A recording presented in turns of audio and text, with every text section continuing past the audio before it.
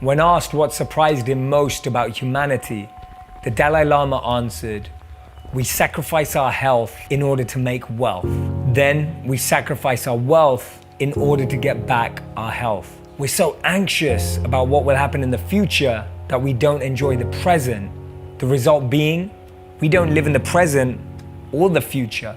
We end up living feeling like we're never going to die, and then die never having truly lived.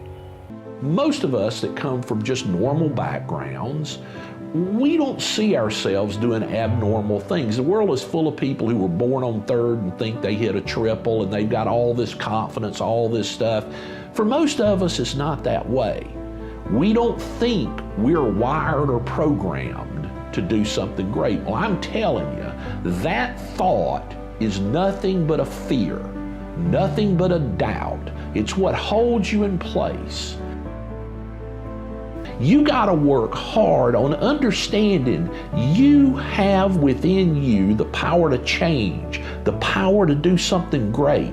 And those fears are going to crop up, particularly in the middle of the night when you wake up and you're scared to death about what to do. They're going to crop up and they're going to hold you in place. Quite often, if you're trying something different, they crop up in the middle of your dreams. When you're asleep at night, those fears and doubts creep in. Understand, they're not real. They are things in your head that have been programmed into you by your past life. Wrestle with those fears. You'll never conquer them, but control them. And go out and live the life you deserve. Choose to win. Control your thinking and go win big.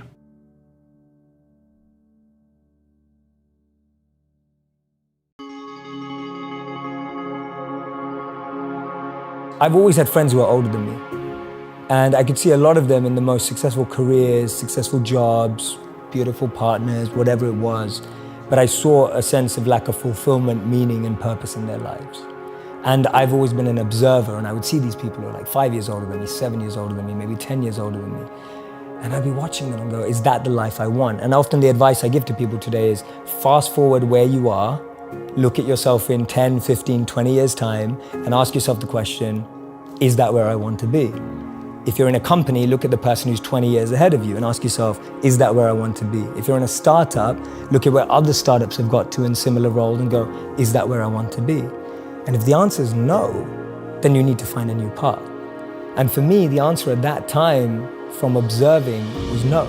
The path that my parents or society or the university I went to or the community I had that was carving out for me, it didn't feel like the path for me. So I was almost seeking an alternative or a new path. See, we live in echo chambers. We're just surrounded by the same thinking. How often do you bump into a monk? You know, it just doesn't happen. No one has a dinner party and goes, oh yeah, we just invited the monk, from town, like the local monk. Like no one ever does that. And so we meet people who are just like us most of the time.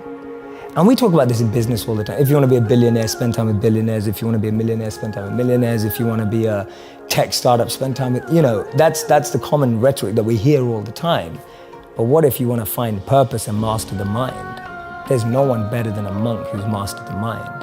So for me, the first step is just opening yourself up to new experiences and new role models. Because most of us can't see ourselves in people, so then we try and fit ourselves into the boxes that we do see. And I mean, there's this beautiful quote that I've been saying it everywhere, and I wish I wrote it, but I didn't. So it's by a philosopher and writer named Cooley. And he said that today, I'm not what I think I am. I'm not what you think I am. I am what I think you think I am. Right? And just let that blow your mind for a moment. It's so powerful. I'm not what I think I am. I'm not what you think I am. I am what I think you think I am. So we live in this perception of a perception of ourselves. Hence, my identity is made by what my parents think I should be. My identity is made up by what my college or university thinks I should achieve. While you're living in that bubble and that echo chamber, getting to what you really want to do is impossible. because maybe that just doesn't fit. And I think so many people feel that way today, that they don't fit into the current education system. They don't fit with the 3 or 4 or 5 careers that you're taught exist.